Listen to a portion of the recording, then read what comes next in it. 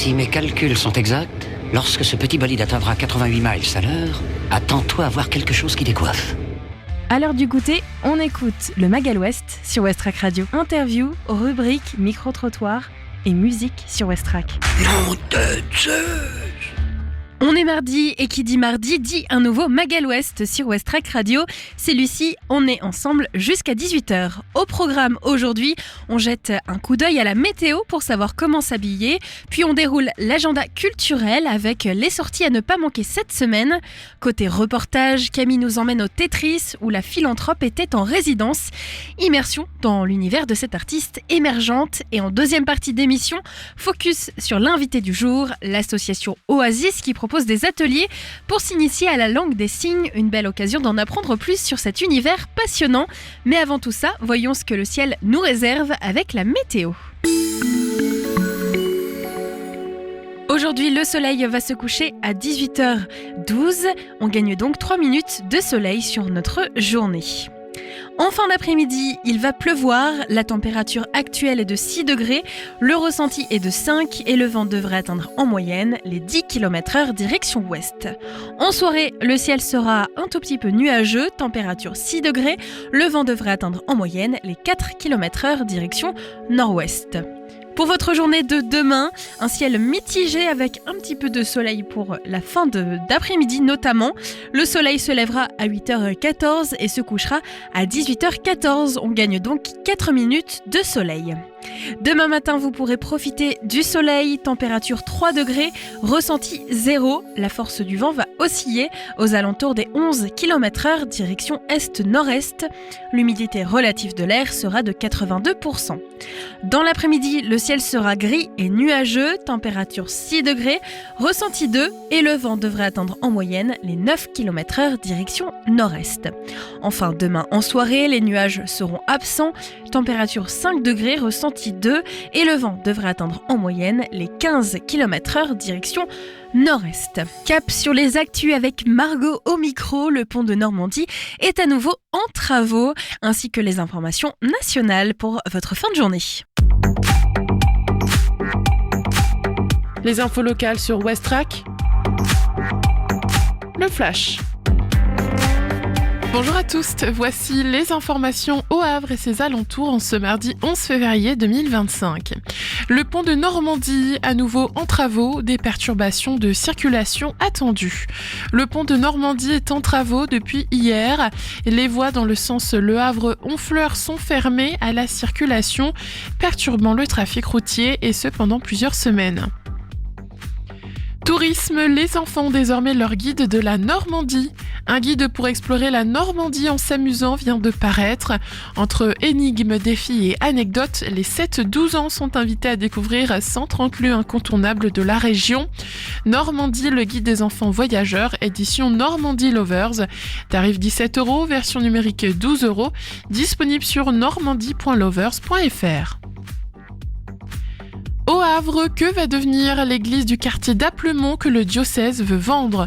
L'église Saint-Paul, lieu de culte catholique fermé au public depuis 2023, nécessite des travaux trop coûteux pour l'évêché, propriétaire qui souhaite la céder. La ville s'oppose à la destruction de l'édifice bâti après-guerre. Entre autres pistes, une transformation en pôle de santé est étudiée. Près du Havre, à 25 ans, elle se lance dans la culture de fraises, framboises et myrtilles. À Saint-Aubin-Routot, près du Havre, Louise Cottard a repris une partie de l'exploitation familiale pour se lancer dans la culture de fraises, framboises et myrtilles sous le nom de Baie de Rose. Les premiers plants seront mis en terreau en février 2025. Handball, départemental 2 féminine, des Havraises tout en maîtrise s'imposent logiquement au Pouzin. Le 10 février 2024, le Pouzin avait battu de justesse le Havre 28-27. Ce samedi 8 février 2025, soit presque un an plus tard, jour pour jour, les Normandes ont pris leur revanche 41-33. Merci de votre attention. Retrouvez maintenant les actualités nationales et internationales. Bonsoir à tous. Et d'abord une avancée déterminante dans l'enquête sur le meurtre de Louise en Essonne. Un suspect de 23 ans est en garde à vue depuis hier soir et selon plusieurs médias, son ADN aurait été retrouvé sur le corps de la jeune fille de 11 ans, découverte poignardée dans un bois. Ce jeune homme habitant du même quartier de la victime aurait aussi été identifié sur des images de vidéosurveillance. 3 de ses proches ont aussi été placés en garde à vue la nuit dernière. Des renforts de police à Marseille. 24 enquêteurs de la police judiciaire sont arrivés dans la cité phocéenne aujourd'hui. Leur venue avait été annoncée en novembre par le ministre de l'Intérieur Bruno Retailleau pour lutter notamment contre le narcotrafic. La capitale régionale en avait besoin, réagit le président de PACA Renaud Muselier qui remercie le ministre pour cette promesse tenue. Des nouvelles rassurantes après les cas de méningite à méningocoque en Ille-et-Vilaine. L'agence régionale de santé indique que les 2 personnes hospitalisées au CHU de Rennes sont dans un état stable et que leur état de santé connaît une évolution favorable. Selon l'ARS, aucun autre malade ou cas contact n'a été identifié après le décès d'une jeune femme de 18 ans au début du mois. Le sommet mondial sur l'intelligence artificielle à Paris ferme ses portes ce soir. Il a accueilli près de 1500 participants pour évoquer les enjeux liés à cette nouvelle technologie. Aujourd'hui, une 60aine de pays se sont prononcés pour une IA ouverte, inclusive et éthique. Il évoque un geste d'affection. Luis Rubiales s'est défendu aujourd'hui lors de son procès pour agression sexuelle. L'ancien patron du foot espagnol est jugé pour un baiser imposé à une joueuse de la sélection après la finale du mondial en 2023. À l'audience, il s'est dit absolument sûr d'avoir eu le consentement de Jenny Hermoso. Et puis une affiche 100% française ce soir, mais c'est bien un match de Ligue des Champions. Brest face au PSG en match aller des barrages. Ça se joue à Guingamp et ça démarre dès 18h45. Autre club en barrage, Monaco jouera demain pour tenter de rejoindre Lille. Seul club français directement qualifié pour les 8e de finale. Et c'est la fin de cette édition. Bonne fin d'après-midi. Les actus locales et nationales dans le Mag à l'Ouest, c'est fait. Maintenant, on sort les carnets et on note les bons plans de la semaine avec votre agenda événement. Des idées sorties pour cette semaine ou ce week-end pour te culturer sur Westrack Radio. Au Havre, le café Réseau Escale Emploi sera de retour demain au pôle Simone Veil, 25 rue Le Sueur de 14h30 à 16h30 et tous les jeudis au Nomade Hôtel, 5 rue Magellan de 14h30 à 16h30. C'est gratuit, vous pouvez vous renseigner au 06 22 75 97 12. Pour rappel, ce service vous permet de découvrir notamment des astuces autour des CV et des lettres de motivation pour vous aider dans votre recherche d'emploi, d'alternance ou de stage. Un spectacle jeune public aussi demain avec les Voix Babel qui présente Le Voyage enchanté de Corentin, un spectacle de chansons théâtralisé pour les 3 à 6 ans. C'est à 16h au Tadam Théâtre demain, 60 rue Michelet, tarif 6 €, réservation sur tadamsi.com. Et la visite des archicurieux à l'appartement Témoin Perret ouvre donc ses portes aux curieuses et aux curieux souhaitant découvrir ce lieu autrement en compagnie d'un guide, retrouver l'histoire et l'usage d'objets oubliés et partager un bon moment de convivialité. C'est à partir de 8 ans, mercredi à 14h15, tarifs 5 et 7 €, réservation sur Le Havre Seine patrimoine.fr. Il y a un tiré du 6 entre Seine et Patrimoine. Et après notre agenda événement, cap sur la musique avec la découverte Ferrarock de cette semaine. Get Old or Die Trying, c'est le nouvel album de Pneu qui a donc été enregistré à Tours, un album rock qu'on découvre tout de suite avant de retrouver un reportage avec l'artiste et la philanthrope qui était en résidence au Tetris et notre invité du jour, l'association Oasis qui propose un cours de langue des signes. Westrack et la Fédération des radios associatives Musiques Actuelles, la Ferrarock, vous partagent la découverte musicale du jour.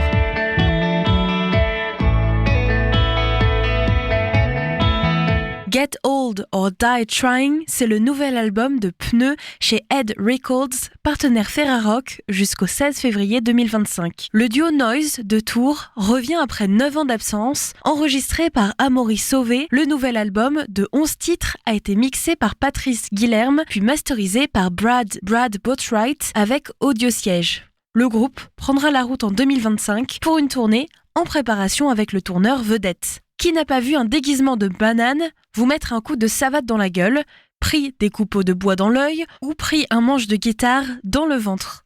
Alors, vous n'avez jamais vécu un concert de Pneu. Le duo, formé en 2006, a littéralement retourné le rock, moqué son sérieux, singé ses maniérismes, sublimé son énergie en 3 albums et une poignée de splits.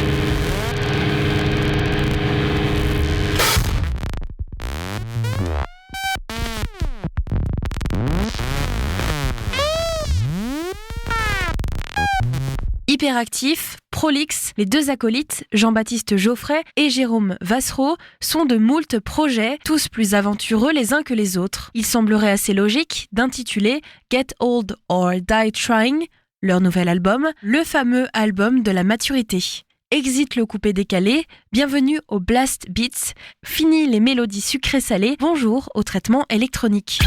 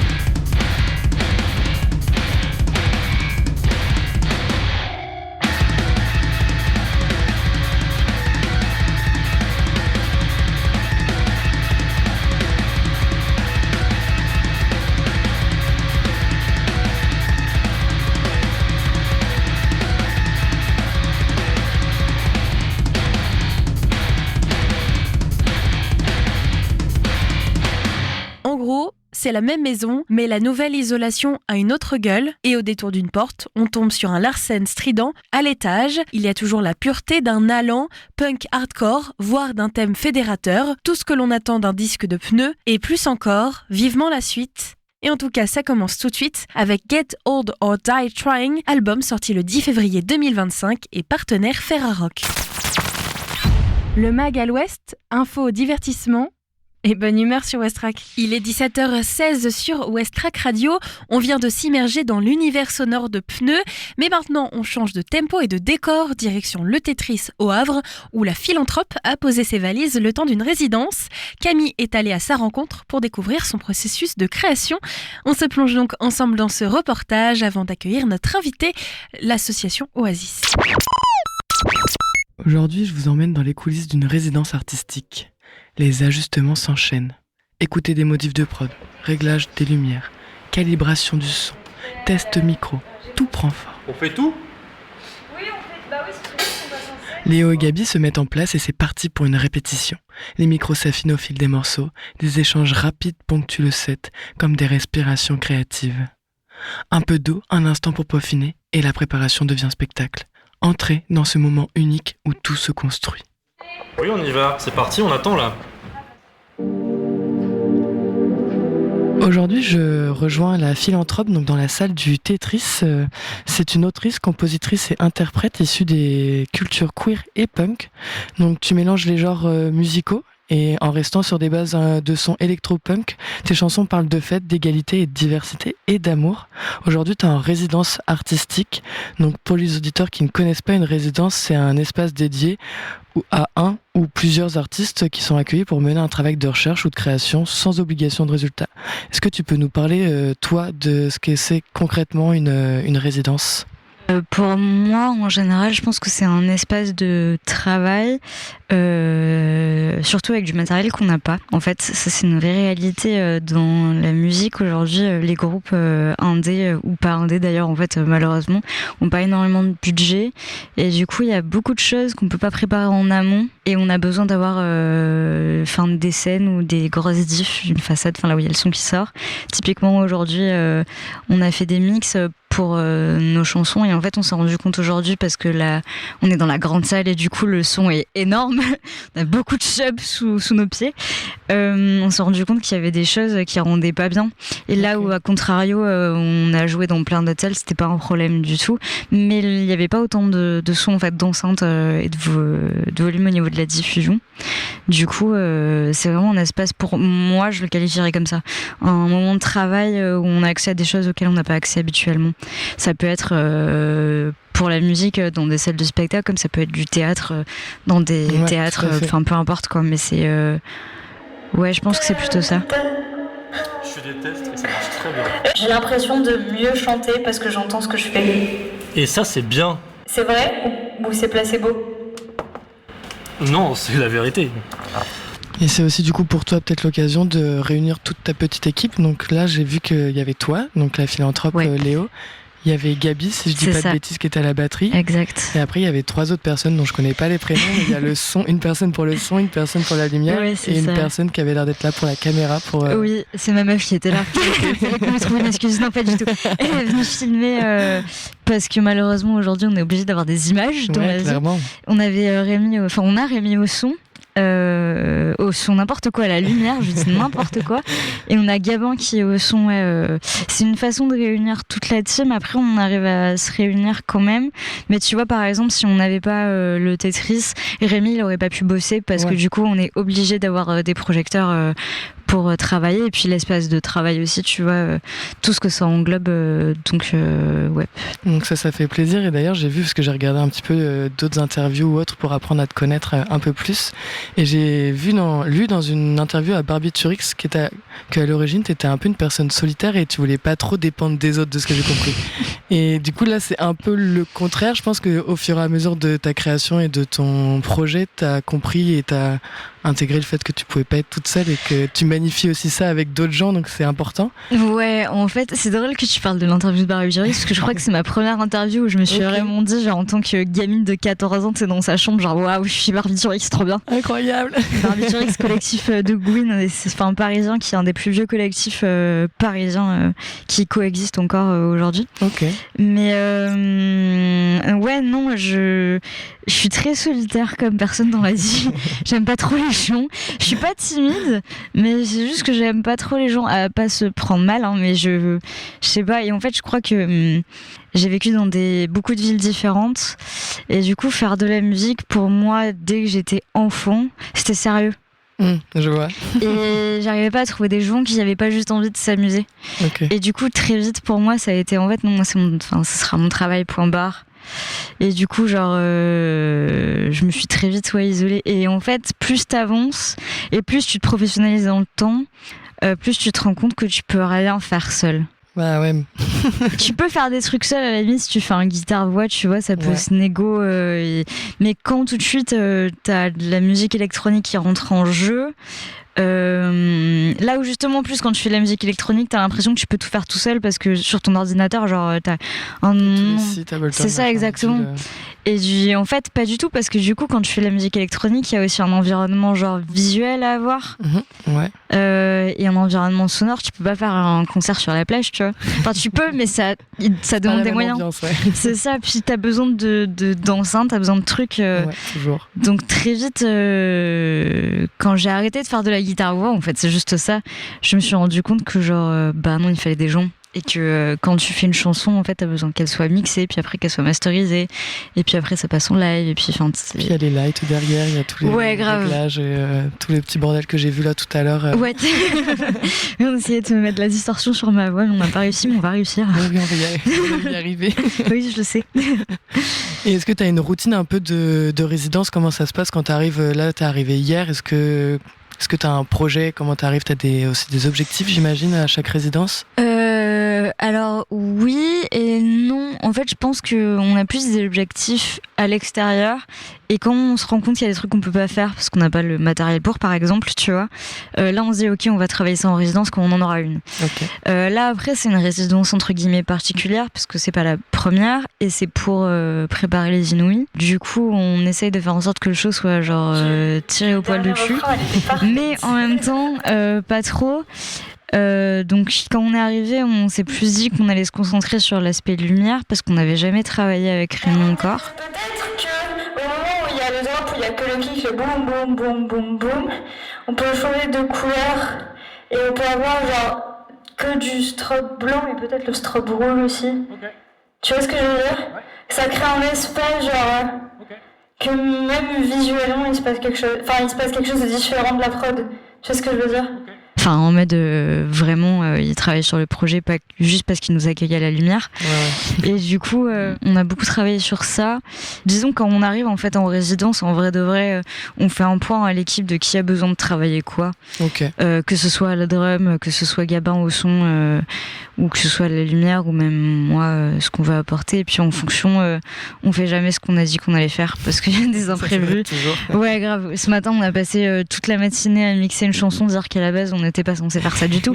Mais c'était une nécessité, donc on pouvait pas passer à côté. Mais oui, je pourrais pas dire qu'il y a un rituel propre. C'est plus, vous faites chacun votre petite liste un peu de choses que vous voulez voir, et ensuite vous faites un melting pot au moment donné, comme vous pouvez. Parce que même si en fait on se prépare à l'avance, dans tous les cas, genre on pourra pas tout faire parce que on a des besoins différents et c'est pas possible, tu vois. Enfin, on n'a pas assez de temps, on n'a que 2 jours. Il nous faudrait 1 semaine, ce serait trop bien. Et 2 jours, c'est déjà beaucoup, tu vois. C'est déjà pas mal. C'est déjà pas mal. Mais pour tout bosser, tout ce qu'on aimerait, il nous faudrait 2 jours et en même temps, plus de 2 jours et en même temps, avec les 2 jours, il y a des moments où genre on sait plus quoi faire et puis tu sais on arrête un peu et puis en fait non, on se rend compte qu'on a plein de trucs et du coup genre ok, faire une petite mise à jour entre eux. Alors attends, on en est où? Ouais, non mais c'est ça. Trop de trucs trop vite. C'est ça, de ouf. Et du coup, là, les Inouïs, c'est le 1er février. Yes. Est-ce que tu as d'autres temps de résidence entre deux? Comment ça se passe jusqu'aux Inouïs un peu pour préparer tout ça? Je vais essayer d'en gratter au Tetris. Ouais. Je l'avais pas encore dit. Non, pour l'instant, on n'en a pas qui sont posés. Je vais faire des répétitions par contre, beaucoup. Ok, et t'arrives à trouver des salles, du coup des endroits pour pouvoir répéter. Alors en fait, j'ai un label, on a un label qui s'appelle la Drache Record avec Thomas que t'as dû déjà croiser, qui est son dieu aussi ici. Ouais, j'ai déjà il a une très belle moustache. Et Gabin aussi qui est là, puis d'autres artistes du Havre, du coup qui s'appelle la Drache Record. Je sais pas si c'est à l'étage, j'ai vu. Ouais. Exact. Du coup, on répète là-bas pour l'instant. Et puis, si jamais on arrive à aller ailleurs, à un moment donné, on ira ailleurs. Mais pour l'instant, on répète là-bas. Et puis, c'est plutôt cool comme endroit. Enfin, c'est un peu chez nous, quoi.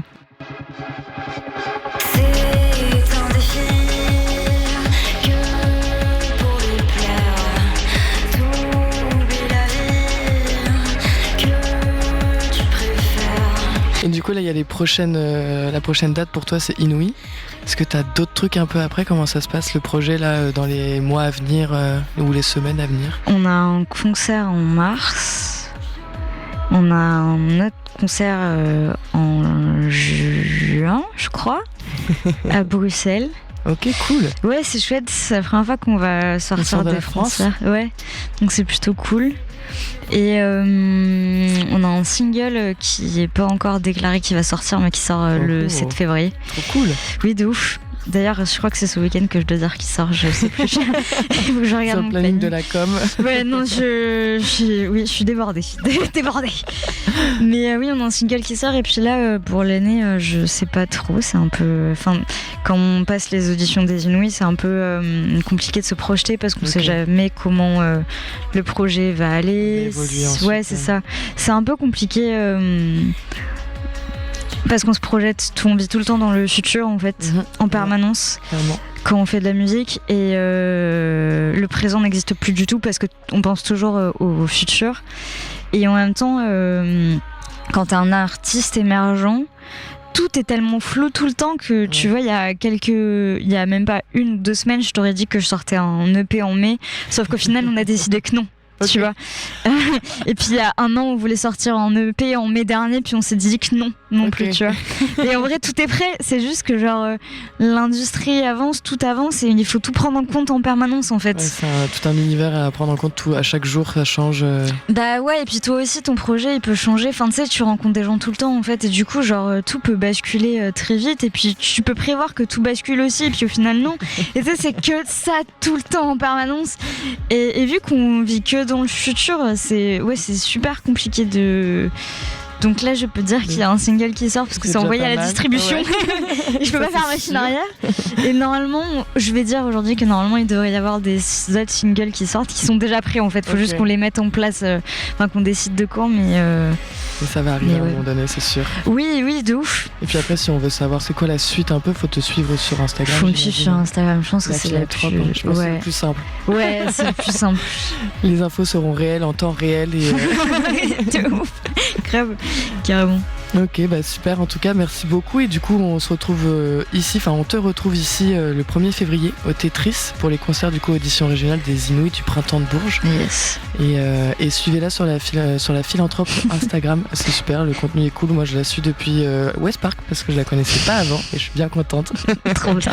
Comme ça vous allez pouvoir suivre ses sorties EP et ses prochains concerts, que ce soit en France ou en Belgique. Oui. Bah, merci beaucoup en tout cas pour cet échange. Vous trouvez que c'était un chouette set? La disto, on l'oublie. Hein, pourquoi on a essayé? Je regardais le vumètre avec le son de plateau, le truc était genre linéaire. Il n'y avait aucun son qui sortait. Oh non, c'est trop nul. Donc en fait, ça compresse tellement que en fait, ça choque tout ce qui se passe. Ça, c'est nul. Il faut qu'on trouve une solution. Ok. Un bel échange sur la philanthrope et son travail en résidence au Tetris. Merci à Camille. Maintenant, on laisse place à la musique avec 2 titres à savourer avant d'accueillir notre invité du jour. Restez bien branchés, ça arrive juste après ça. Et ça, c'est Dodge Interior et Sandcastle Molds, et suivi aussi de Jungle, Keep Me Satisfied.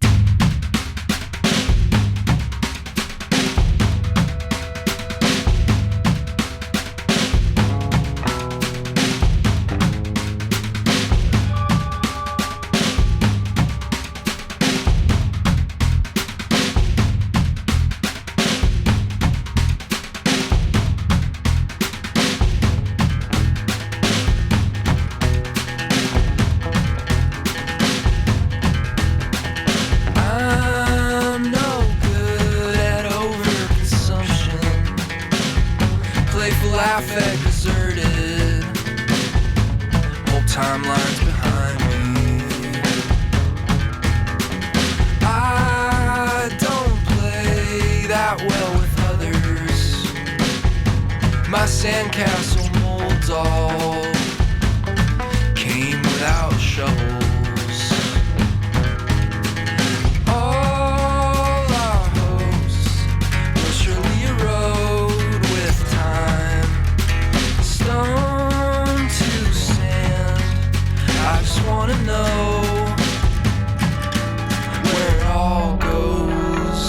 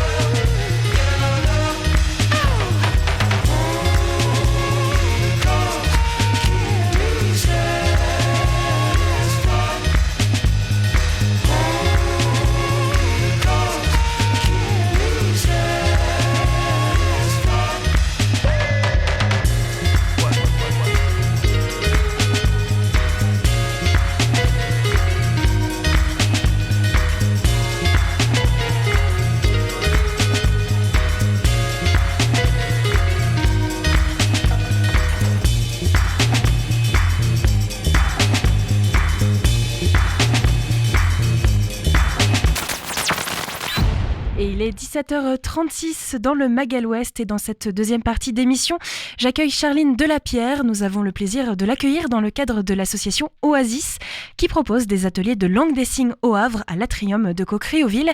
Ces ateliers sont ouverts aux enfants dès 4 ans ainsi qu'aux adultes et permettent une immersion ludique et enrichissante dans cette langue, notamment pour apprendre la langue des signes. Et pour en parler aujourd'hui, nous recevons donc Charline qui est au micro. Bienvenue sur Westrack, bonjour. Bonjour. Alors pour commencer, cette association est présente à la fois à Rouen mais aussi au Havre. C'est quoi sa mission principale ? Alors on va dire que le mot magique c'est l'inclusion.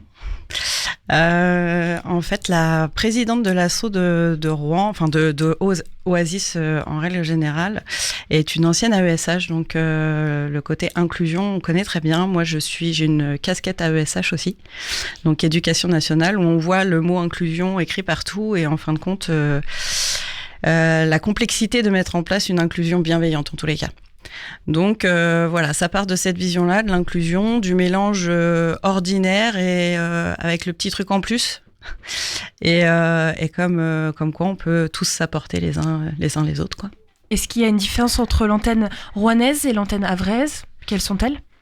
Alors, il y a une différence aujourd'hui parce que nous, on est au Havre, c'est un bébé asso. Elle vient de démarrer le 15 janvier. Et l'asso Oasis à Rouen est née il y a environ 3 ans. Donc, elle a déjà fait son trou, elle est un peu plus connue que nous. Mais en tous les cas, les services qu'on propose sont ou seront les mêmes. Alors, pour cette inclusion, il y a donc des ateliers langue des signes. Qui sont ces personnes qui animent ces ateliers ? Est-ce qu'il y a des personnes sourdes parmi les formateurs ? Alors, parmi les formateurs, c'est-à-dire que parmi les bénévoles, oui, il y a des personnes sourdes. Parce qu'aujourd'hui, comme je vous dis, on est nouveau. Donc, on a mis en place 2 services aujourd'hui qui sont le Ludo-Signe le mercredi après-midi. C'est un accueil pour les enfants à partir de 4 ans jusqu'à environ 10-12 ans. Mais pas seulement que pour les enfants, c'est aussi avec l'adulte accompagnant. Donc, on accueille les 2.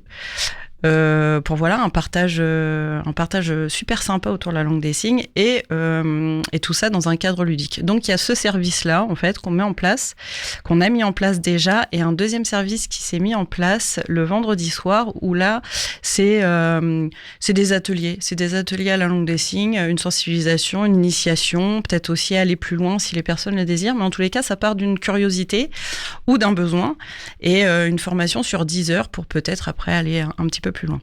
Et cette formation-là est faite par moi-même, qui suis diplômée, qui suis professeure de langue des signes, et pas par les bénévoles eux-mêmes qui ont un certain niveau de langue des signes, mais pas de là à donner des cours. Pourquoi est-ce qu'il est important d'initier les enfants dès leur plus jeune âge à la langue des signes ? Alors on le voit tous les jours là, sur les réseaux sociaux que le bébé signe est à la mode aussi depuis quelques années. Donc ouais, on trouve ça déjà super sur les bébés, et puis ceux qui le pratiquent, je pense que trouvent que c'est sympa de communiquer avec bébé avant l'apprentissage de la langue, quoi, du verbal. Et moi, j'ai aussi un petit passif, enfin un gros passif même d'aide-soignant, médiateur, éducateur dans le handicap et polyhandicap. Et c'est dans ce milieu-là aussi où je prône vraiment la langue des signes, qui est une langue de communication pour les personnes sourdes, certes, c'est une réalité, c'est vrai, mais aussi peut être un outil extraordinaire pour les personnes non verbales, par exemple, je sais pas, les autistes, les trisomiques, les personnes qui ne peuvent pas s'exprimer verbalement, oralement, et qui peuvent utiliser cette langue magique. Donc il y a des bienfaits en dehors du fait de pouvoir communiquer avec une personne malentendante ou sourde. Complètement. Pour une personne, comme vous le dites, non verbale, quelqu'un qui aurait peut-être des difficultés aussi à s'exprimer. Voilà, complètement. Et de tous âges. On va rentrer dans ces ateliers. Est-ce que vous pouvez nous décrire, vous nous en avez déjà un petit peu parlé, mais comment se déroule un atelier en particulier ? Alors, l'atelier, vous parlez de l'atelier du mercredi après-midi, par exemple, sur l'accueil des enfants. Donc, l'accueil des enfants, on démarre à 14h pour finir à 15h30 officiellement, mais officieusement, ça se termine jamais à 15h30, ça dépasse largement. Les personnes, je pense, s'y sentent bien, donc reste un petit peu. Et ça finit souvent par un goûter, donc ça se prolonge. Mais l'accueil, on va dire, quand si je vous parle de l'organisation de base, c'est un accueil vraiment autour du jeu de société. Déjà, on accueille autour du jeu. Donc, que ce soit les parents ou les enfants, hein, c'est vraiment un mélange. Et le jeu, toujours autour de la langue des signes aussi. Par exemple, on peut faire... je sais pas moi, un qui est. Le qui est sera évidemment en français parce que tout le monde n'est pas bilingue et tout ça, mais ce sera en français, mais on ajoutera un petit peu de langue des signes. Il est blond, il est roux, il a un gros nez, il a un petit nez, enfin voilà. Donc il y aura toujours quelque chose comme ça. Après, on arrête cet accueil l'accueil jeu, quoi, et on fait une petite partie apprentissage, mais alors on n'est pas à l'école, hein. C'est vraiment cool, et on essaye de trouver un thème par semaine. En tous les cas, jusqu'à maintenant, c'est ce qu'on a fait. Donc on a fait, je vais dire pas dans le bon ordre, mais les couleurs, les animaux.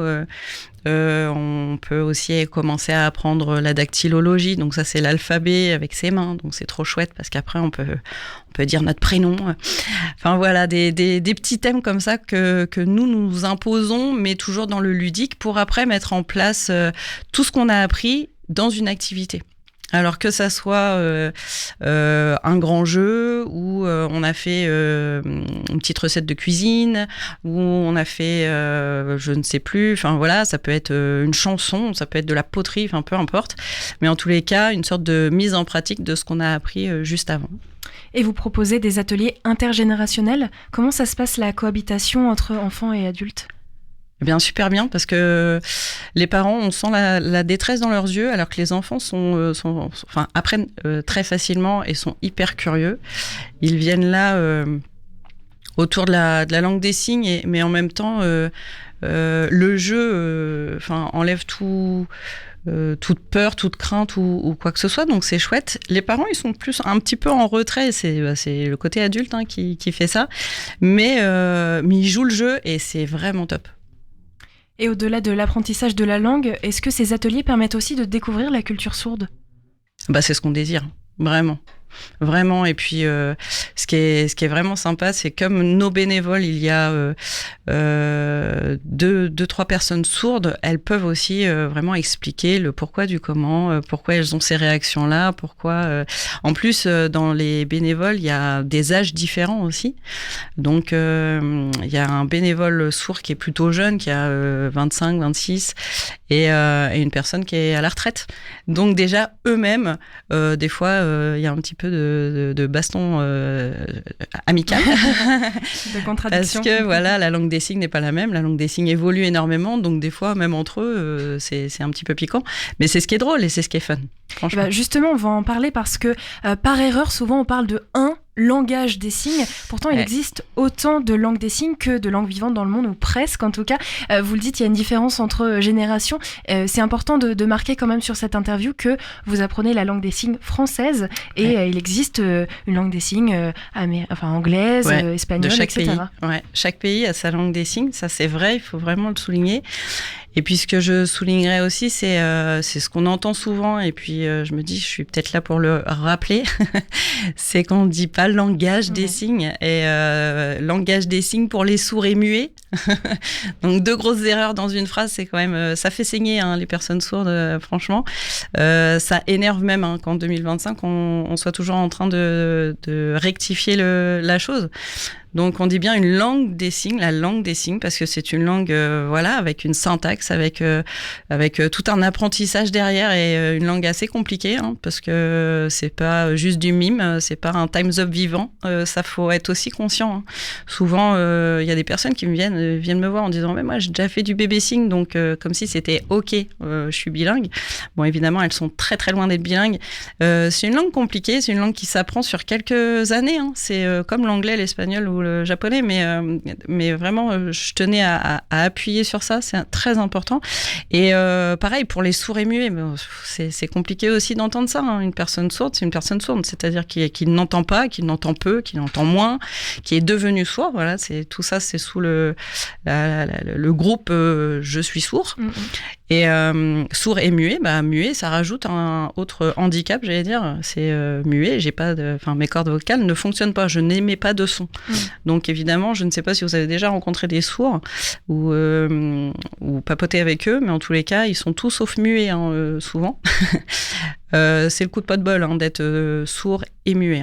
Mais en tous les cas, je n'en ai jamais rencontré, mais...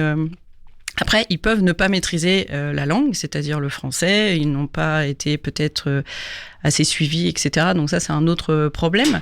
Mais en tous les cas, muet, c'est vraiment ne pas émettre de son. Donc ça, c'est complètement différent. Oui, et puis il y a certains sourds aussi qui n'osent pas vocaliser parce que c'est un choix. Certaines stigmatisations, etc. Complètement. Et vous le prouvez d'ailleurs par cette association, ces ateliers, qu'en effet, c'est pas seulement réservé aux sourds, aux muets. Vous le disiez tout à l'heure, on peut l'utiliser aussi pour des personnes qui ont du mal à justement s'exprimer, etc. Et vous le faites aussi grâce à des sensibilisations en milieu scolaire et médico-social. Est-ce que vous pouvez nous en dire un petit peu plus ?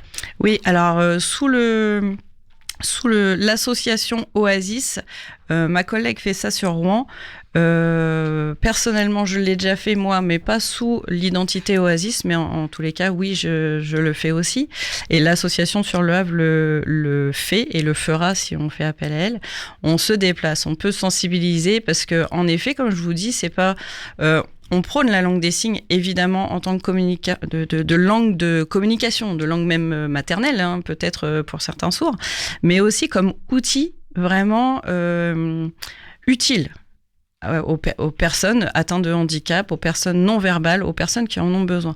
Donc, le top, c'est vraiment de former directement les professionnels du médico-social, voilà. Et donc, je sais que là, j'ai créé on a, grâce aux inscrits, un premier groupe qui s'est formé pour le vendredi soir. Et dans le groupe, il y a 2 animatrices d'une association qui accueille des personnes atteintes de handicap. Donc c'est ça, c'est ce qu'il faut. C'est ce qu'il faut. Donc oui, venez tous, le professionnel surtout, quoi.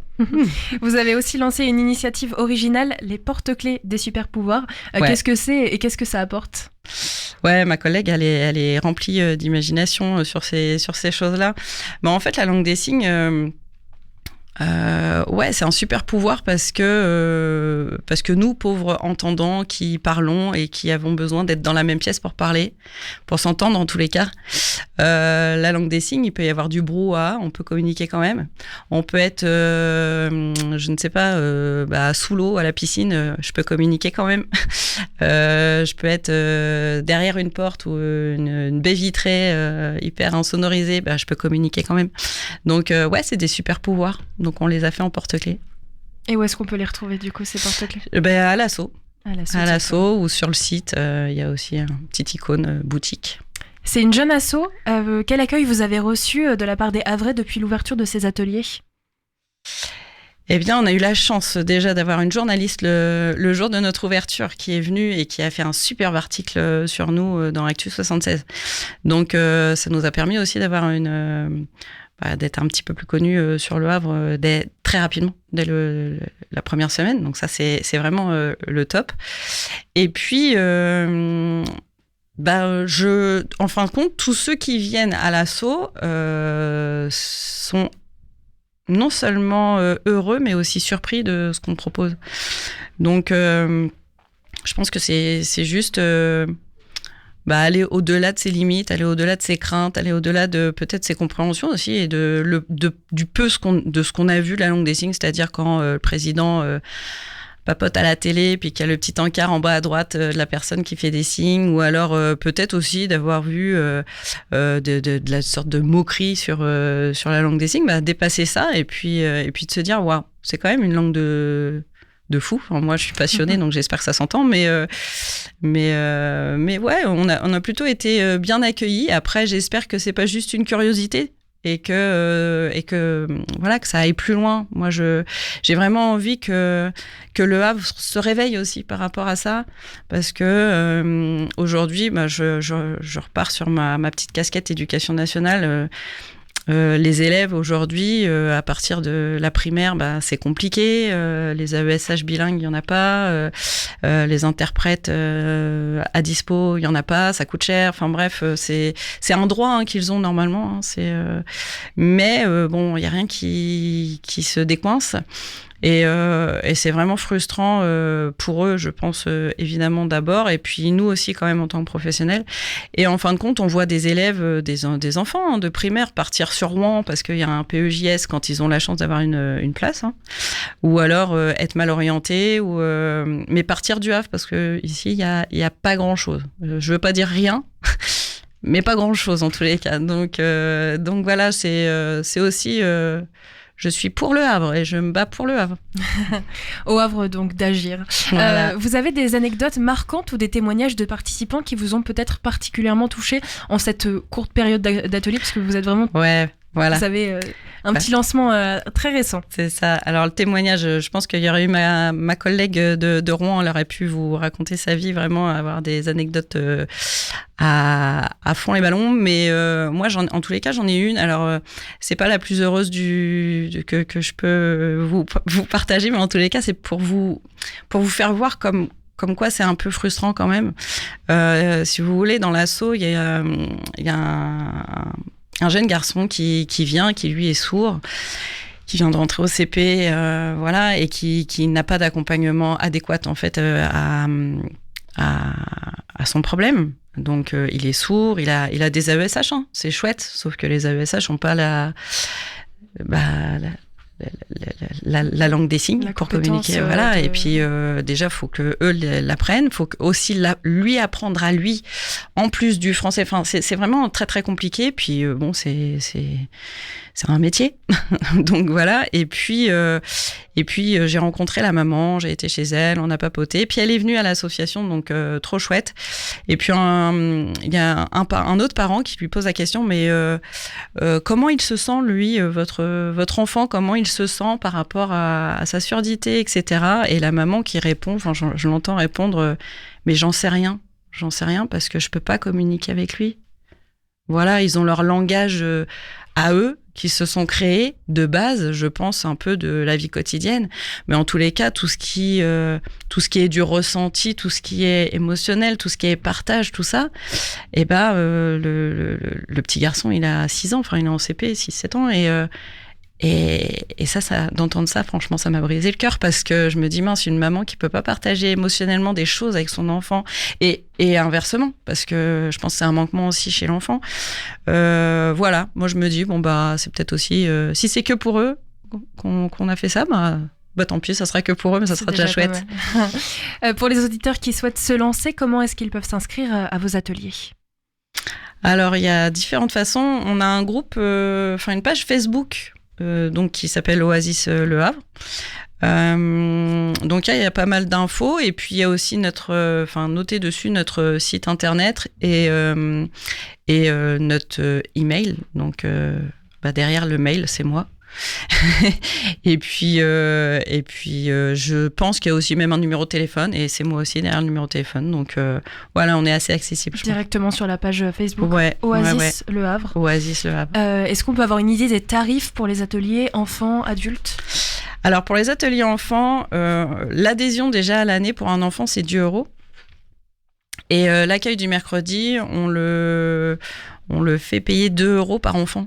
Et on ne fait pas payer l'accompagnant, on ne fait pas payer l'adulte. Et voilà, on s'est dit que c'était plutôt pas mal comme tarif, c'était pas... Voilà. Et les vendredis après-midi, donc je vous dis, il y a 2 formules. Allez voir sur Facebook, je crois que j'ai mis un petit peu de tout.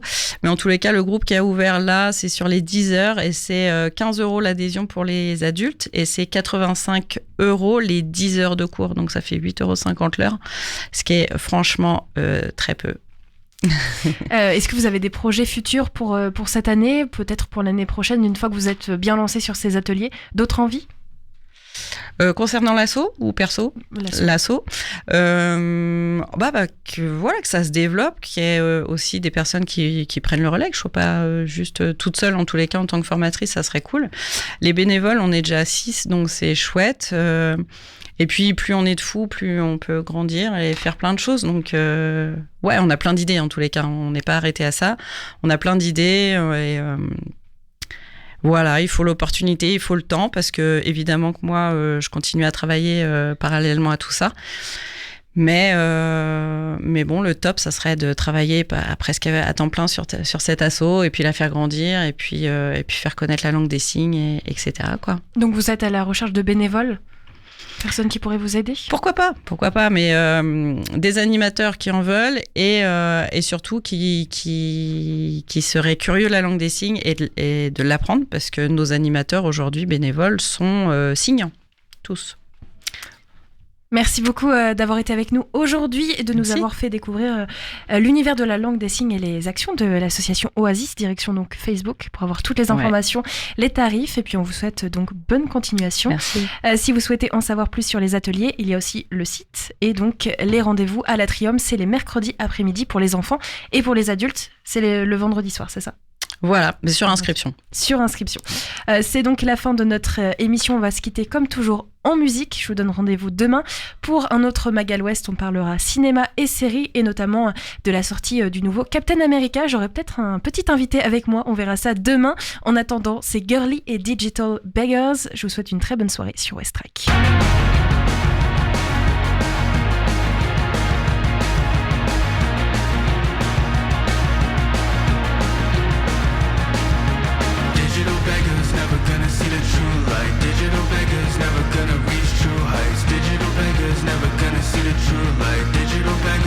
Digital beggars. Pops taught me not to be like the other kids. Point my own way, I'ma be the next me.